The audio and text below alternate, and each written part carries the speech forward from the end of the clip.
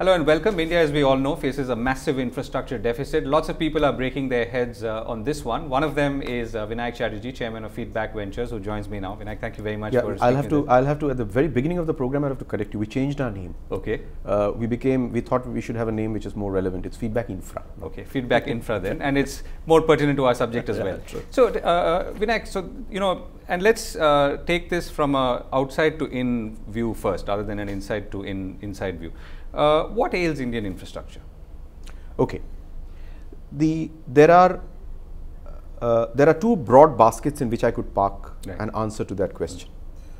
The first basket addresses the sector in totality, which is public sector and private sector. And what affects it there is a logjam of what I'd call a logjam in public policy and implementation. To have a framework of policies that make this sector move, whether it is coal pricing or gas or whatever. That's bucket number one. Bucket number two is specifically on PPP, which is very fashionable now, which is public-private partnership. There has been a fairly move back from PPP with the last P, partnership, the concept of a partnership having almost evaporated. The government does not trust the private sector in its ability to do things right. And the private sector does not consider the government as a true partner and feels it is left to the wolves the moment problems hit. And is that a current problem, or is it something that's... it has become a current problem. It has been through its honeymoon phase, I must say, when you had many of India's largest corporates and emergent entrepreneurs all bidding for road projects and airport projects and power plants. So we of course saw a very strong honeymoon period, or even if you may call it a post-marriage euphoria, but somewhere the relationship has hit rocky shores. And we've seen people pulling out of road projects. We have seen people pulling out. More importantly, which is a little more scary, is that you are now seeing a reluctance of the private sector to even consider bidding for fresh projects. Right, and there are examples of that. So what does that mean? So when you come into India for the first time, let's say, as many investors do, you always wonder, there is an infrastructure deficit, but like most emerging markets, someone must be thinking about it and getting things right, and maybe things are slow, so it will eventually sort itself out. Is that happening? See, there is. What happens in government really is that by the time you pose a problem to the time government really recognizes that it's a serious problem is a long time gap. Right. I wrote my first article in Business Standard with a bold headline called DPLS, Decision Paralysis Led Slowdown. And a lot of friends in government called up and said, hey, you're a very negative kind of guy. I said, you watch, because we in the infrastructure sector feel it first. Correct. FMCG feels it the last. Right. We know when our order books dry up, when projects stop moving ahead. So the Economic Times, in a lead editorial 2 weeks back, in their first editorial, called 2009 to 2012 the lost years. Why were they lost years? Because somewhere the entire political bureaucratic machinery went into some kind of self-satisfied slumber that everything was all right, and the whole issue of clearing the log jams, whether it is forest and environment, whether it is policy for coal pricing, or whether it is getting Coal India to move, or whether it's getting railways to move faster. There was a sector by sector by sector. If you analyze it, it had a bunch of policies that effectively changed the movement in the the sector. One is because we were intoxicated by growth. Yeah. The second is because we felt, or the government felt, that the private sector had it too good, and maybe now things needed to be done differently. Not really. I don't think the government felt that the private sector was too good. It just, the government bandwidth went into, instead of focusing on removing the log jams, which is doing today. For example, the simple way to answer your question is, you set up a cabinet committee for investments, right? Now that is a very strong reaction to set that up and have the Prime Minister chair and the Cabinet Secretary. Couldn't it have been done in 2010? So the point I'm making is that actions that were required in 2008, 9, 10 are happening today. So we have 4 lost years. It is, as somebody joked to me, it's like tickling a hippopotamus. It laughs after 3 months. Okay. So in this, I mean, when we were tickling the government, it started laughing or crying in this case after 4 years. So does that take care of both the buckets that you were talking about? Well, it takes care of the bucket that is moving existing projects forward, including projects as far back as the 1999 licenses for oil exploration, what is called the NELP. Right. So those were issued in 1999, but could not be implemented till February 2013, till the CCI got into the act and said, I am now getting defense to remove their objections. Right. Now, couldn't it have been done 4 or 5 years earlier? So the removing the log jams kind of stuff is happening now. But institutions that are required to get the confidence back in this concept called PPP is not happening yet. Right. We from the private sector have asked for many things, and I'll name you the top three. The first, we said that the government should not bid out any projects for which sovereign permissions have not been cleared ex ante. Two, we have asked for a national infrastructure PPP renegotiation commission.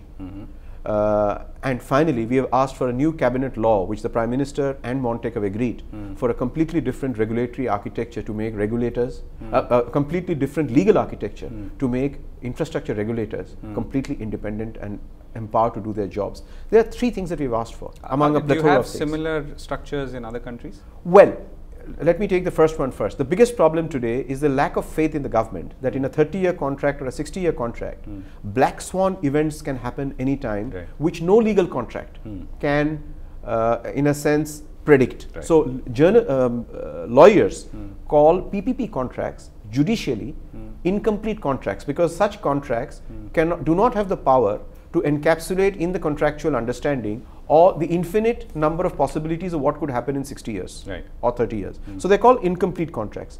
The World Bank Institute and the country director of the World Bank has, in a sense, substantiated the statistics, have carried out a survey of 1,000 PPP projects in Latin America across 15 years, and have come to the startling conclusion that 50% of PPP contracts come up for renegotiation in the first 4 years of their life. So that tells you. That tells you the problem with airport metro line. It tells you the problem with Tata Power, Adani in Mundra. It tells you the problem with GMR on Udaipur, Kishangarh. It gives you a contextual framework to say that, guys, listen, forget those old days of bureaucracy which says that if you have signed a contract, it's cast in stone. This is a partnership, and it's a partnership about moving a public utility across 30 to 60 years, when a series of black swan events could possibly hit you. And therefore, you need to reset and renegotiate these contracts in public interest, no crony capitalism. Right. But we don't have an institutional mechanism to do that. Correct. And I agree that there could be a need for that. But that also makes the system of government and bureaucracy more suspicious of the private sector, right? Well, even if you were not to quote these Latin American studies. Broadly, it makes the private sector equally suspicious of the government. Sure. That if the government has bid out a project, let's say the airport metro line, which the entire project is based on 40,000 footfalls, and you end up getting 16,000. There are two things you can do. You can say that, well, you bid with your eyes open, now you live for the next 30 years and keep accumulating losses. Or you say, it's a partnership. I think we both got our traffic predictions wrong. Let's recognize that, and let's refix the contract to see how we can make it meaningful for you and sensible for the rest of the public, and make it as transparent as decision making as possible, as has been done now. For example, in Tata Power and the Mundra projects of both Adani and Tata Power, the CERC has taken a conceptual position that in public interest, protecting the investment is as important as protecting the public, and has asked Mr. Deepak Parekh to give a dispensation in his committee to give a dispensation on what is called compensatory tariff. So we are moving in that direction. But the question is, it is ad hoc. The government doesn't have an institutional mechanism.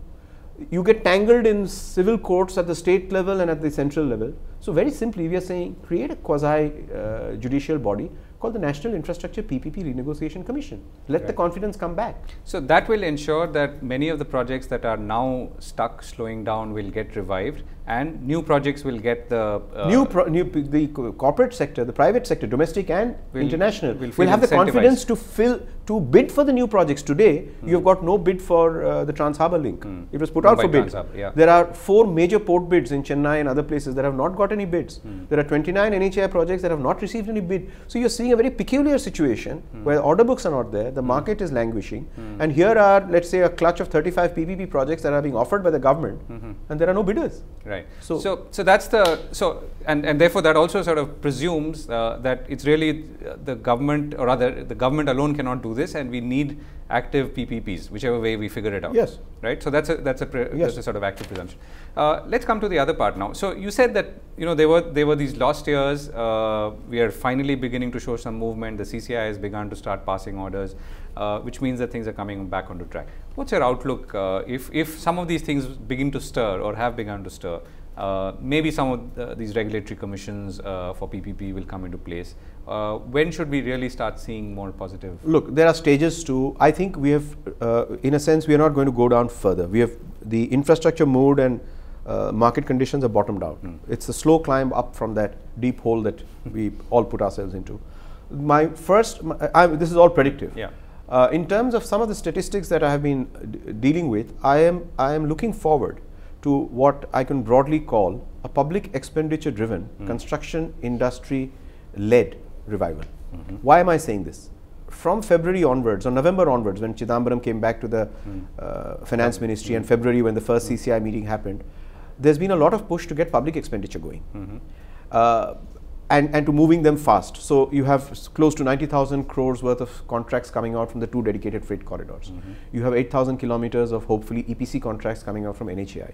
You have a clutch of 10 urban metro rail projects. You have irrigation projects, etc., etc. Airports. Airports. Yeah. Right now, what's happening is that the existing ones are being bid out, but yes, 35 airports are going to get built. So the push right now is for the foreseeable short term is public expenditure driven cash flows, order books coming, where private sector can take those catches. Okay. So I would feel that Keynesian almost. Yes. It's completely Keynesian. It's completely Keynesian, and therefore, in some senses, private sector has to gear up once again. It would be good news for the construction companies.